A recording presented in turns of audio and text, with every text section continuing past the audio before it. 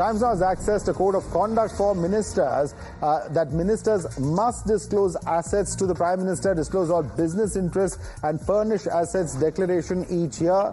This is a code of conduct that we are learning of, which has in fact been given to these ministers who are now, of course, going to be taking this important role as ministers as well. Ankit is with us for more on this. Ankit, take us through this code of conduct.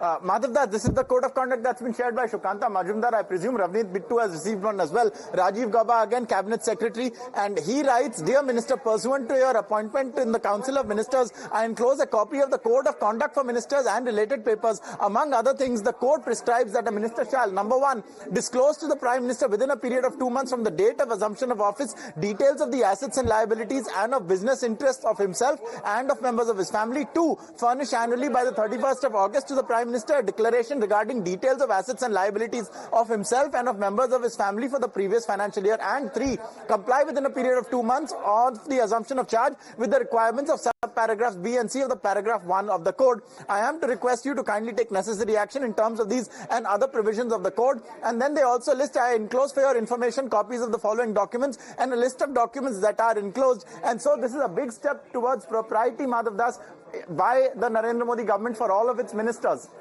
All right, thanks so much for that quick update. Of course, the code of conduct there, ministers having to disclose their assets within a fixed time frame. That's a letter going out from the Cabinet Secretary to all those ministers. Let's quickly